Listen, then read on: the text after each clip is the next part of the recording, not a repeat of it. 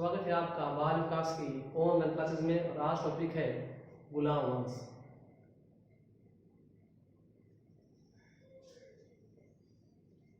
ये lesson number 2 अपने शुरू से कर रहे हैं, क्योंकि पिछली वीडियो में बच्चों ने कहा था कि इस पार्ट के शुरू के टॉपिक है वो आपने करवाए नहीं है, इसलिए इस पार्ट के जो टॉपिक छूट गए हैं वो दोबारा से करवा रहा हूँ। गुलाम वंश स्थापना होती है 1206 में। ये टॉपिक वही है दिल्ली सल्तनत। दिल्ली सल्तनत जो गुलाम वंश से आरंभ होती है और लोधी वंश पर समाप्त होती है। वंश नंबर 1 था गुलाम वंश, कब से 1206 से, परंतु इसकी पृष्ठभूमि है वो पड़ती है 1191 से। 1191 जब पृथ्वीराज चौहान और गौरी के बीच में तराइन के मैदान में पहला युद्ध होता है। तो तराइन का पहला युद्ध किसके बीच हुआ? पृथ्वीराज और गौरी के बीच में हुआ। और हुआ क्या? इसमें पृथ्वीराज की जीत हुई। युद्ध के पश्चात गौरी भारत से जाने के बारे में सोच रहा था, परंतु कन्नौज के राजा जयचंद के सहयोग के कारण गौरी दोबारा से मैदान में आ गया। परंतु इस बार क्या किया? इस बार उसने किया छल। तो ध्यान था कि हिंदू राजाओं को छल के बल पर ही हरा सकते हैं, क्योंकि पृथ्वीराज के सामने युद्ध करना बहुत ही मुश्किल था, क्योंकि उसके पास विशाल सेना थी और गौरी के पास इतनी पावर नहीं थी कि पृथ्वीराज को सीधे मैदान में हरा सके। तो उसने छल किया, रात्रिकालीन समय में उसने हमला कर दिया और उस समय सेनाएं संभल नहीं पाई। ये बात है 1192 की।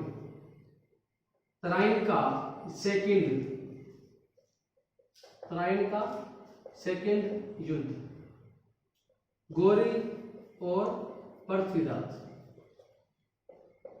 इसमें चौहान वंश की सेनाएं धोखे के कारण क्या हुई? हार गई और पृथ्वीराज चौहान को बंदी बनाकर गौरी अपने साथ अफगानिस्तान ले गया। जब गौरी इन्हें जाता है तो दिल्ली पर राज करने के लिए गौरी अपने एक विश्वसनीय या विश्वास पात्र गुलाम कुतुबुद्दीन ऐबक को यहां छोड़ देता है।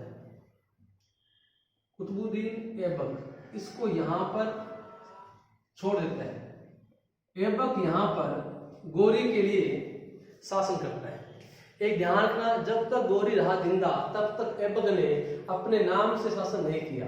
जब गौरी की मृत्यु होती है 1206 में, तब ऐबक है वो गुलाम वंश की स्थापना करता है। और इसके अलावा देखें कि ऐबक ने दिल्ली में अपने गुरु बख्तियार काकी की याद में कुतुब मीनार का निर्माण भी शुरू करवाया था, परंतु वो इस इमारत का निर्माण पूरा नहीं करा सका। उससे पहले उसकी मृत्यु हो गई। अब आती है बात उसकी मृत्यु कैसे हुई। ध्यान था कि पोलो खेलते हुए, चौगान बोला गया, चौगान पोलो एक ही बात है।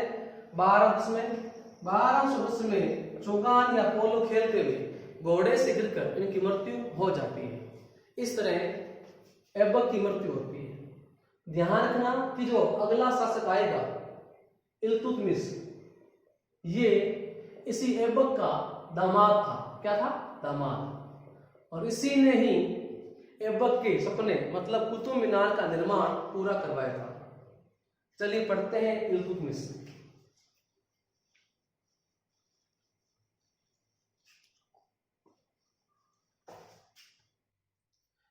इल्तुतमिश ने अपने ससुर कुतुबुद्दीन ऐबक के सपने कुतुब मीनार का निर्माण पूरा करवाया। कुतुब मीनार का निर्माण पूरा करवाया, का निर्माण पूर्ण करवाया। इसके अलावा इसने चालीसा या चहलगानी नामक दल बनाया। इसमें क्या थे?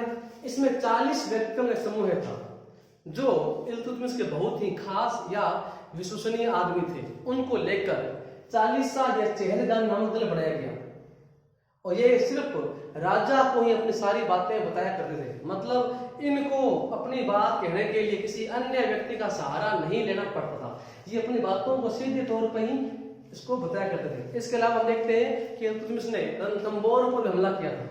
इसके अलावा ग्वालियर का दुर्ग भी इसने जीत लिया था। अब देखते हैं कि इसकी मृत्यु के पश्चात इसके पुत्रों में से कोई भी लायक नहीं था। तो हुआ क्या? तो हुआ ये, इसने अपनी पुत्री रजिया सुल्तान या रजिया सुल्ताना को शासक बनाया। इसने रजिया सुल्ताना को शासक बनाया। रजिया का प्रश्न बनता है कि वह पहली शासिका कौन सी महिला जिसने दिल्ली पर राज किया, कौन थी? रजिया सुल्ताना। तो आज का टॉपिक इतना ही है, इसके बारे में पढ़ेंगे नेक्स्ट वीडियो में। चलिए जाने से पहले कुछ सवाल जवाब कर लेते हैं। जो टॉपिक हमने आज पढ़ा है उस संबंधित सवाल पूछना आपने। तो सवाल नंबर 1, दिल्ली सल्तनत पर राज करने वाला पहला वंश कौन था? दिल्ली सल्तनत में राज करने वाला पहला वंश कौन सा था? क्वेश्चन नंबर 2, गुलाम वंश के संस्थापक कौन थे? क्वेश्चन नंबर 3, कुतुबुद्दीन ऐबक किस शासक का गुलाम था? क्वेश्चन नंबर 4, इल्तुतमिश और कुतुबुद्दीन ऐबक के बीच में क्या संबंध था? क्वेश्चन नंबर 5, कुतुब मीनार का निर्माण किसकी याद में करवाया गया? तो ये आज के सवाल है 5। और सवाल नंबर 6 जो मैंने आप पढ़ाया है वहां सवाल पूछ रहा हूं, परंतु ये सवाल आपको अपनी बुक से ढूंढना पड़ेगा। सवाल ये है कि गुलाम वंश को अन्य या गुलाम वंश को और आप किस नाम से जानते हो? इसका जवाब आपको ढूंढने के लिए आपको किताब खोलनी पड़ेगी और लेसन नंबर 2 की शुरुआत में देखना पड़ेगा। आई होप आप इसका जवाब, आप इसका उत्तर हमें वीडियो में कमेंट के माध्यम से बताएंगे। इसी के साथ आज की वीडियो एंड होती है। अगर आपको वीडियो पसंद आए तो लाइक कीजिए, शेयर कीजिए और कमेंट कीजिए। हाँ, रही बात, देखिए कोरोना वायरस चल रहा है इसलिए पढ़ाई कंटिन्यू हो रही है, तो आप घर पर रहिए और आप ऑनलाइन क्लास के माध्यम से अपने पढ़ाई को लगातार करते रहिए और आप उनके नोट्स भी बना सकते हैं। तो आज की वीडियो यही होती है, लाइक कीजिएगा, कमेंट और शेयर कीजिएगा। धन्यवाद।